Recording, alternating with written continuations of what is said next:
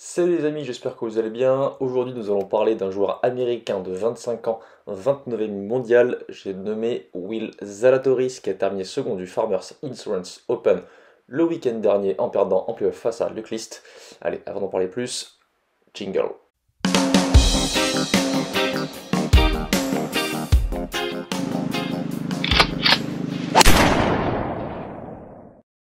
Désolé de nouveau pour le jingle un peu pété au sol. De toute façon, c'est uniquement le temps d'en faire un bien. Mais bon, c'est pas ça le plus important. Le plus important, c'est ce que je vais vous dire à l'instant. C'est-à-dire, je vais parler de Will Zalatoris, donc joueur américain qui vient d'arriver sur le circuit l'année dernière. En réalité, donc pour resituer un petit peu quel joueur il est. Donc Will Zalatoris, en fait, il a commencé en 2000, il est passé pro en 2018. Il a réussi à gagner sa carte sur le PGA Tour simplement en 2020, si je dis pas de bêtises.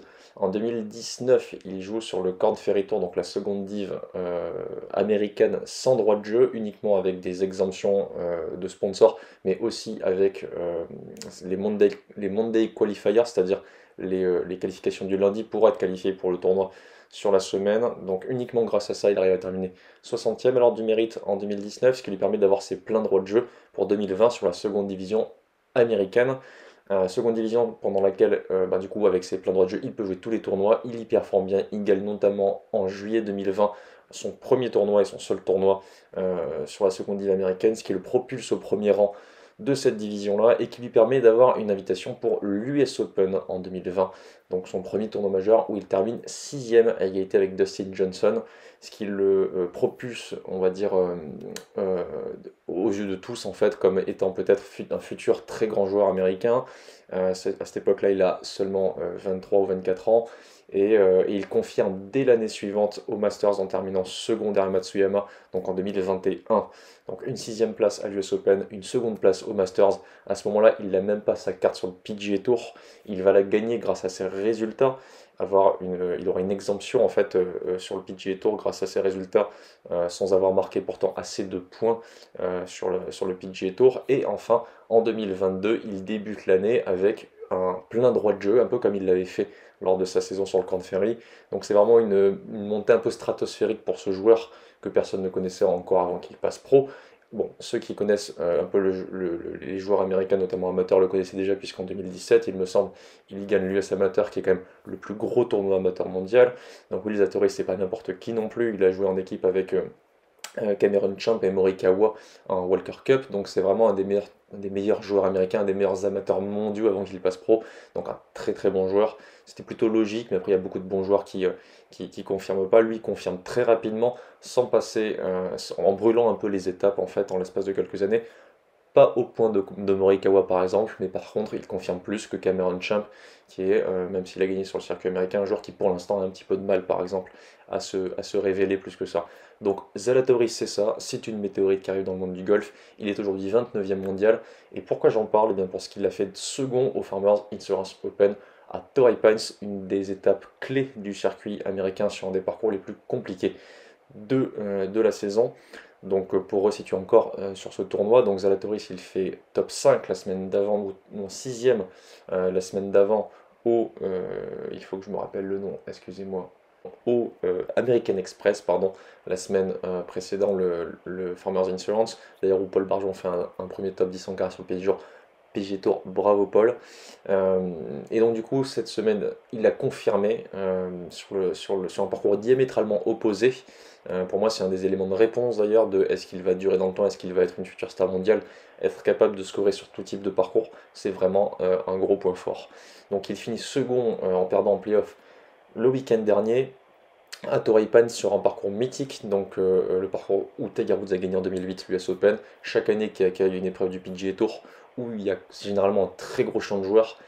C'est souvent des parcours les plus compliqués de l'année, donc très compliqué de réussir à bien jouer en fait, à bien scorer sur ce type de parcours.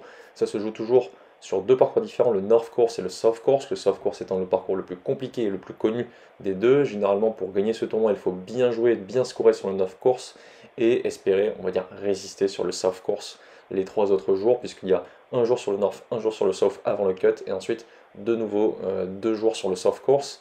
Donc cette semaine, il termine à -15 total en jouant, en scorant très bien sur le South et pas nécessairement largement mieux sur le North Course.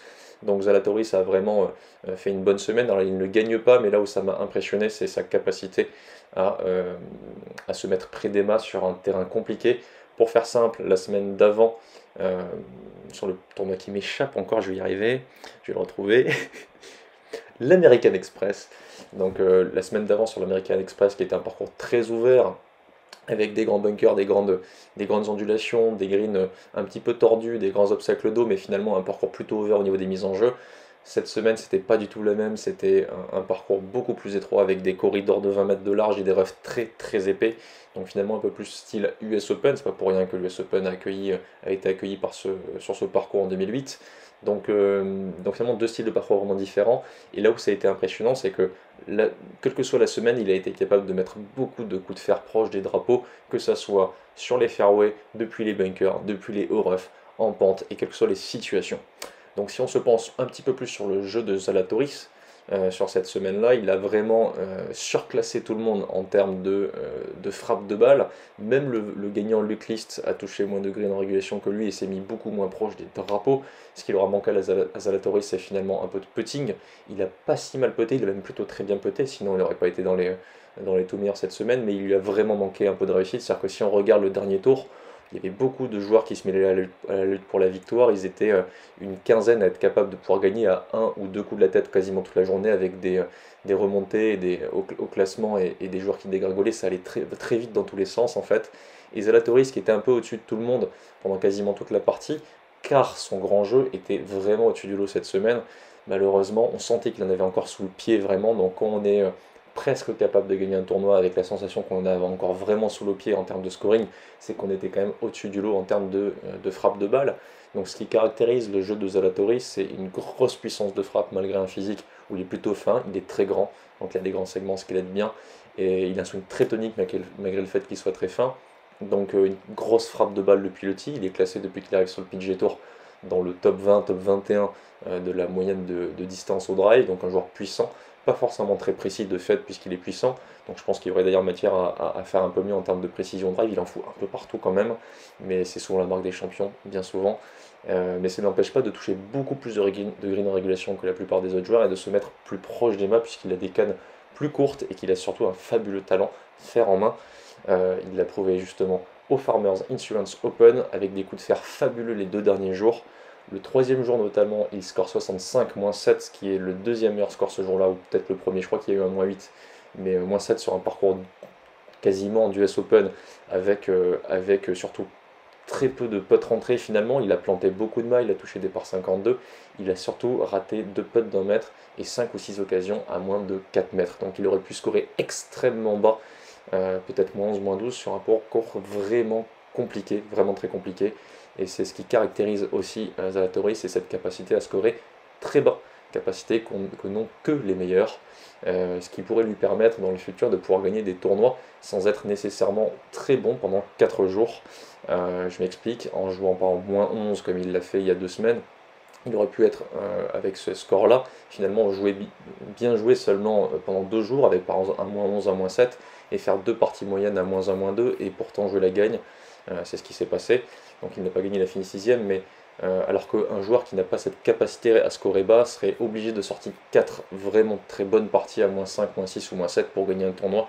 Lui, il peut péter le parcours en deux fois dans la semaine, et ça peut presque lui suffire pour ensuite gérer les 2 autres tours. Donc ça, c'est vraiment une belle qualité qu'il a Zalatoris. Si on se penche un peu plus sur son jeu et sur ses statistiques, il a quelque chose qui lui permet de scorer bas et qu'ont tous les joueurs qui scorent bas, véritablement.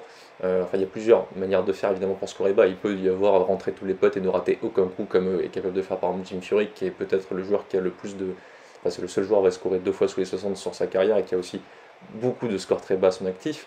Mais Zalatoris, il a cette capacité de scorer bas parce qu'il est comme par exemple McIlroy, capable de taper très très bien les longs fers et les longues cannes, c'est-à-dire du fer 5 au bois 3. Et qu'est-ce que ça permet? Et bien tout simplement c'est statistique, ça permet de pouvoir attaquer les longs par 3 plus sereinement et les par 5 en 2 plus sereinement. Résultat, quand on tape fort et qu'on tape bien ces longues cannes, on se place bien pour les par 5, ce qui nous permet de faire des birdies, et on évite les bogeys, voire on fait des birdies sur les par 3, où la plupart des joueurs un peu plus courts et qui ont un peu plus de mal avec ces cannes se cassent les dents et font des bogeys. Donc toutes ces raisons me font penser que Zalatoris est parti pour durer. Il fait partie de la jeune garde US, il n'est pas le seul, ils sont nombreux, contrairement aux Européens, à pouvoir se targuer d'être peut-être de futurs champions. Je pense notamment à Sam Burns, à Cantley qui a déjà bien prouvé, et Morikawa qui ont déjà bien prouvé ce dont ils étaient capables. Et puis il y en a encore plein d'autres, Matthew Wolff, Justin Thomas qui est encore là, Spieth qui est pas encore pas trop vieux. Si on regarde le top 50 mondial, il a énormément de joueurs américains, un gros vivier de joueurs américains jeunes de talent qui pourraient performer dans l'avenir. Reste à savoir évidemment si les carrières seront aussi longues pour les uns ou pour les autres, puisqu'aujourd'hui le golf mondial a changé. Je pense que les carrières seront plus aux alentours de 5 à 10 ans en étant très performants plutôt que 10-15 ans comme avant.